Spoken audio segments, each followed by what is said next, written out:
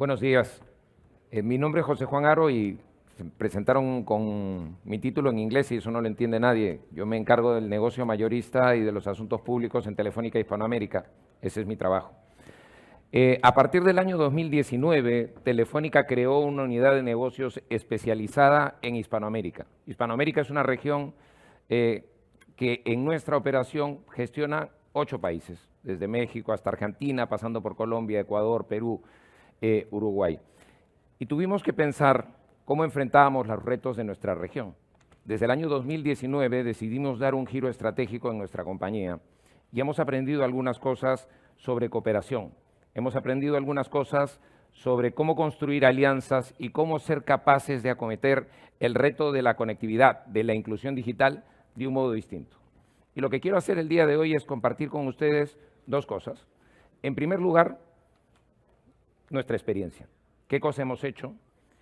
¿Qué resultados estamos observando? Pero en segundo lugar, además, proponer una idea. Y es una idea que el presidente Petro, pues en su discurso inaugural en este convenio puso claramente sobre la mesa. ¿Cómo es posible construir una Colombia realmente conectada? ¿Cómo es posible que cubramos efectivamente a toda la población? ¿Cómo llevamos la fibra al mayor número posible de hogares colombianos? ¿Cómo hacemos que el 4G efectivamente cubra todo el territorio? Pues nosotros estamos convencidos de que la única forma, o una de las formas esenciales, es a través de la cooperación. Es decir, pensamos que lo que podemos lograr actuando solos es mucho menos que lo que podemos lograr compartiendo, que lo que podemos lograr trabajando de la mano con otros operadores. Así que voy a, en la primera parte de esta charla, concentrarme en las experiencias concretas para ir provocándoles un poco, para que vayamos, digamos, derivando algunas ideas y luego vamos a pasar a la propuesta de lo que pensamos que se puede hacer. ¿Sí? Primera experiencia. En mayo del 2019, de esto se ha hablado bastante, lanzamos una empresa de telecomunicaciones curiosa. Nosotros tenemos allí una compañía en Perú que se llama Telefónica del Perú. Bastante imaginativo el nombre, ¿no? Pero claro, decidimos crear un vehículo totalmente distinto, una compañía de telecomunicaciones rural que se llama Internet para Todos. ¿Y cuál era la idea básica? Pues que teníamos entonces más o menos 2.750 nodos, 2.750 estaciones base, entre macroceldas y microceldas, cubriendo distintos lugares rurales del Perú. ¿Cómo se había construido esa red? Pues a lo largo de 20 años de historia, ejecutando obligaciones de hacer, ejecutando compromisos regulatorios, pero era una red que se había ido quedando relativamente obsoleta en el tiempo. ¿Por qué? Porque en las zonas rurales pues habíamos desplegado básicamente 2G, el backhaul era fundamentalmente satelital y la evolución de esa red a datos era compleja. Si uno quiere efectivamente proveer 4G, pues no solo tiene que convertir la estación base, es decir, el acceso, sino que también tiene que asegurarse de que tiene una solución de transporte, idealmente una solución de transporte terrestre, bien fibra o bien radio, como para poder acomodar una buena experiencia al cliente. ¿Y qué es lo que ocurría? Por lo menos a nosotros, usando exclusivamente para Telefónica del Perú esa red, no nos daba el caso de negocio como para poder justificar la inversión necesaria en el upgrade. ¿Cuál era el problema? Que mientras tanto seguíamos solamente operando en 2G, dando mayormente servicios de voz en zonas rurales y no tomando la oportunidad de los datos. ¿Qué se nos ocurrió? Que podíamos separar nuestra red, aportar estos 2.750 sitios a una compañía independiente y salir a buscar dinero en el mercado. ¿Para qué? Para financiar un proyecto de Big Bang, la transformación completa de esa red de 2G a 4G y la evolución del backhaul desde satélite hacia fibra o radio. En ese proyecto estamos. ¿Y qué ocurrió? Pues que le interesó invertir en esta compañía a Facebook, hoy Meta. Una cosa rara, de hecho fue la primera inversión en equity en una compañía de telecomunicaciones que Facebook hizo. Después vino la inversión en Jio en la India. ¿Qué ocurrió además? que el Banco Interamericano de Desarrollo y CAF, normalmente enfocados en prestar dinero para proyectos de desarrollo, en este caso decidieron invertir como accionistas, que es también una cosa rarísima. Así que levantamos más o menos 80 millones de dólares dedicados única y exclusivamente al proyecto rural. Hoy día Internet para Todos es la única compañía de Latinoamérica enfocada en el sector rural, gestionada, si se quiere, o cuando menos participada mayoritariamente por un operador de telecomunicaciones pues de escala regional, ¿no? Y en este concepto incluyo a Claro, incluyo a Telefónica, incluyo pues a Millicom. Ustedes pueden pensar en el nombre. ¿Qué hemos logrado hasta este momento? Y estos yo creo que son datos impresionantes, de verdad, de los que nos sentimos muy orgullosos, ¿no? Ya hemos transformado 1.900 de las estaciones originalmente aportadas a 4G. Hemos desplegado también algunas estaciones Greenfield, es decir, que hemos extendido la cobertura. Hemos cubierto a 2.5 millones de los 4.5 millones de peruanos que pensábamos que vivían en zonas donde no había disponibilidad de datos móviles en el momento en que inició el proyecto. Y en tercer lugar, este número es realmente impresionante, pues tenemos cobertura de datos móviles adicional en 13.000 centros poblados rurales. ¿Cómo lo hemos logrado?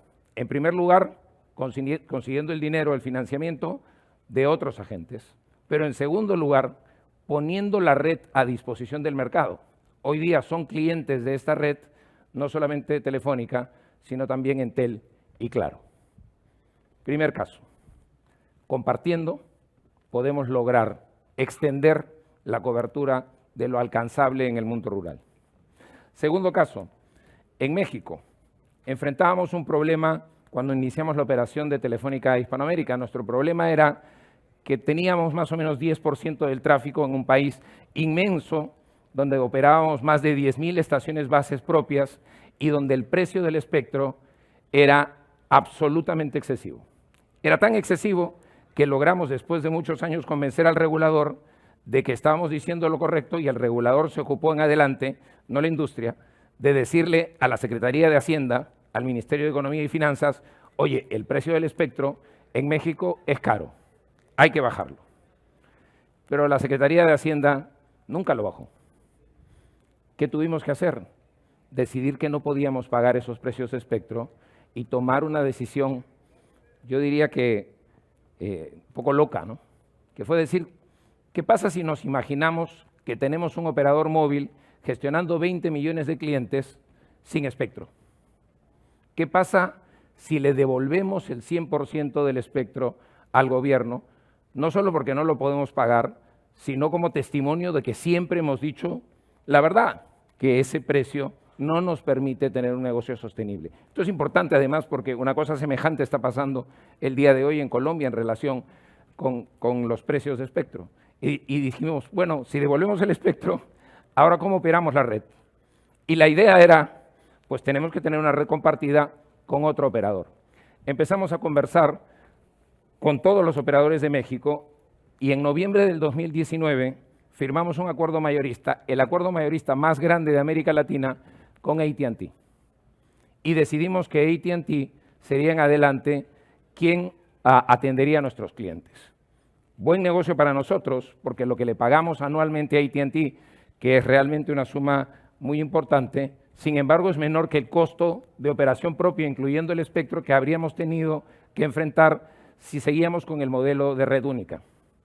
Pero muy buen negocio también para AT&T, que mejoró sus finanzas, elevó su margen y se aproxima mucho antes de lo que su plan de negocios preveía a una situación de break-even. Pero más cosas pasan cuando colaboramos. Ahora, en lugar de haber 4 redes LTE en México, hay 3. Se usa menos energía y esto tiene un impacto medioambiental muy relevante. A lo largo de los 2 años y medio de migración de nuestra red propia a la red de AT&T, hemos gestionado ya residuos de reciclaje por más o menos 1.200 toneladas. Y hemos hecho otras cosas. Los equipos que hemos desmontado los hemos colocado en otras de nuestras operaciones en América Latina. Es decir, hemos aplicado a fondo el concepto de economía circular. Por tanto, una cooperación que nos permitió tener buenos resultados financieros, pero que además nos ha permitido, y lo ve en el gráfico, expandir nuestra cobertura 4G para alcanzar más del 80% de la población mexicana en un periodo relativamente corto, con un impacto ambiental muy, muy importante. Esto se puede hacer en el mundo móvil. Primer concepto, si se coopera, si se utiliza una misma red por 2 o más operadores, es posible expandir la cobertura, es posible ser más eficientes desde el punto de vista financiero y es posible tener un impacto ambiental relevante. Segundo concepto, la fibra. Sobre la fibra habló también el presidente en la sesión inaugural. El reto es expandir rápidamente la cobertura de esta tecnología.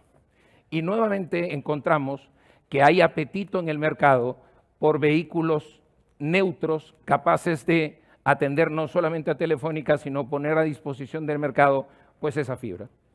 Empezamos en Chile esta aventura la empezamos durante la pandemia, la negociamos totalmente en remoto, no nos podíamos encontrar cara a cara y finalmente en el año 2021 cerramos un acuerdo con KKR para constituir una nueva compañía, una compañía neutral que se llama OnNet Fibra en Chile. ¿Y qué ha hecho esta compañía?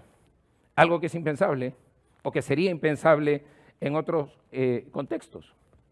Ha convertido a Chile en uno de los países con mayor penetración de fibra en el mundo, muy por encima de varios países europeos.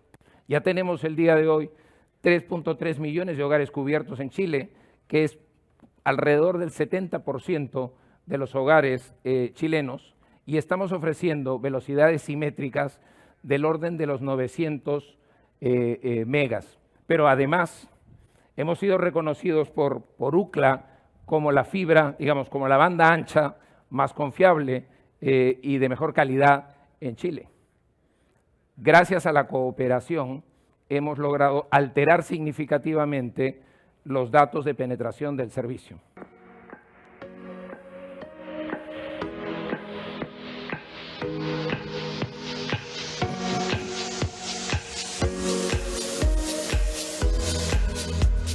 Hoy hemos celebrado el lanzamiento de lo que es la red de fibra acá en una zona muy austral como es Tierra del Fuego. Hemos desarrollado una red que apunta a conectar a todos los hogares de la ciudad y aparte hemos reforzado lo que es la red 4G y hemos encendido 5G. El trabajo técnico fue intenso, fueron cerca de 70.000 metros de fibra que se instalaron acá en la zona. Las dificultades de la zona extrema, el clima, frío. Afortunadamente nos acompañó en casi todo el trayecto buen tiempo. La recepción de la gente fue maravillosa. Yo estuve en la primera instalación que se hizo y la señora tenía la sensación de gratitud, de saber que iba a poder conectar a su familia, iban a poder jugar en línea, cosa que no habían podido hacer, ni siquiera sacarle provecho a una consola de juego, que era una PlayStation 5, y no la pudieron ocupar. ¿Hace cuánto tienes fibra? Como un mes y medio. ¿Y antes cómo jugabas? No, se me trababa cada rato. Sí, nunca habías podido jugar en línea. No, la fibra óptica ha cambiado mucho. ¿Por qué? Ya no se me pegan los juegos. Hasta el computador puedo usar y me carga el tiro. Ahora con la fibra óptica estoy más feliz. Aquí en Porvenir estamos celebrando algo que está en el ADN de todos los que somos parte de nuestra compañía, que es conectar a todos los chilenos. Esa misión que la tenemos por más de 142 años, yo creo que está muy metida en el interior de todos los que trabajamos en esta compañía. Yo creo que hemos construido un proyecto que mejora la calidad de vida de miles de personas.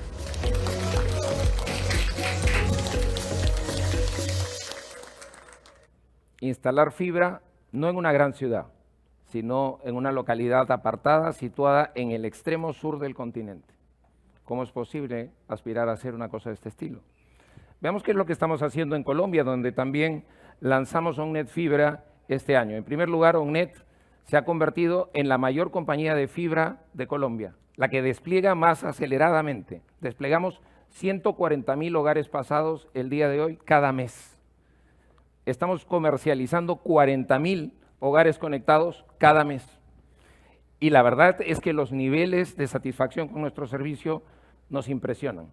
También ofrecemos 900 megas simétricos en Colombia. Y este es un proyecto que no está destinado únicamente a cubrir Bogotá, Medellín o los grandes centros urbanos, sino que en lo que tenemos en este momento comprometido, vamos a cubrir 90 ciudades con red de fibra óptica en los próximos 4 años. Esto es lo que vamos a hacer porque la cooperación nos permite, en los casos de fibra, acelerar y también, evidentemente, aspirar a mayores takes porque tenemos más clientes mayoristas usando la misma red. Y esto significa eficiencias para todos. ¿Y cuál es la segunda parte de lo que queríamos transmitir el día de hoy? Estos ejemplos muestran que la cooperación permite acelerar el despliegue de tecnologías. ¿Sí? Pensamos nosotros, y esto es un poco casi que una reacción a la provocación, a la idea que nos coloca el presidente sobre la mesa, que el camino correcto para expandir la cobertura es a través de la cooperación. Las alianzas pueden ayudar a impulsar la conectividad fija y móvil en Colombia para aproximarnos a un país con mayor equidad social. Primera idea. Segunda idea que queríamos compartir. Esto no va solamente de negocio. La inclusión digital es central, como hemos visto durante la pandemia, para asegurar que todos los colombianos pueden integrarse verdaderamente a la economía. Porque la economía será crecientemente economía digital. Y por tanto, quien no tenga un dispositivo capaz de conectarse desde su hogar estará excluido y no podrá contribuir a la generación de riqueza en la misma medida que lo hacen aquellos que están conectados. Datos hay muchísimos, ¿sí? Yo solamente les quiero dejar con uno que no es numérico. La pandemia ha supuesto en países como el mío, yo soy peruano, ¿sí?, que una generación de niños no haya asistido a la escuela durante 2 años. 2 años. Esos niños que supuestamente podían educarse remotamente, pues eran los ricos, los que tenían no solamente conectividad, sino que tenían cada uno de ellos una laptop a su propia disposición.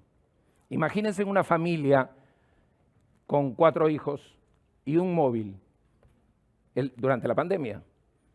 Imaginemos que los 2 padres necesitaban trabajar y conectarse a través de ese móvil. Imaginemos que los niños necesitaban estudiar usando el mismo móvil. ¿Cómo se hace eso? Eso no lo recogen las cifras. Eso hay que vivirlo para entender lo que supone realmente la exclusión. La buena noticia es que si somos capaces de cooperar, podemos por lo menos aspirar a acercarnos un poquito más a la utopía de la conectividad universal. Ahora bien, y esta es la última idea, si todo esto es verdad, si cooperando podemos hacerlo mejor, ¿será que las políticas públicas tienen que decir algo?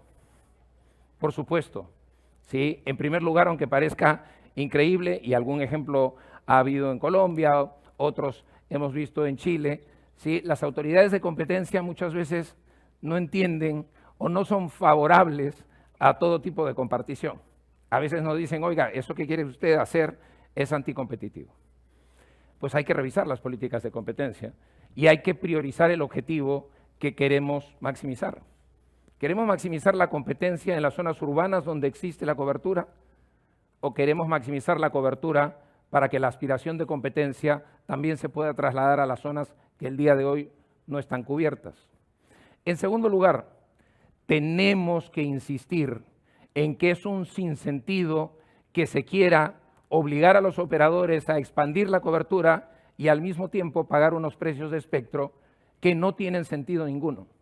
Hay que decirlo claramente, el precio de espectro en Colombia, como ocurría en México, es impagable por la industria, de modo sostenible. Hay que decidir si es que queremos maximizar la recaudación y matar a la gallina de los huevos de oro, o si lo que queremos es expandir la cobertura y generar riqueza que luego se traduzca en impuestos incrementales para el fisco colombiano. En tercer lugar, hay que, por supuesto, hacer que todo esto se logre garantizando la libre competencia. Una empresa de infraestructura neutra no es un agente anticompetitivo en la medida en que permita que dos o más operadores utilicen esa infraestructura y puedan competir en el mercado retail. Hay que impulsar, en definitiva, la flexibilidad regulatoria para favorecer la innovación, la neutralidad tecnológica y el desarrollo sostenible. Y esto era lo que quería contarles. Una sola idea que quisiera que se quede. Las alianzas pueden ayudarnos a hacerlo mejor en Colombia. Muchísimas gracias.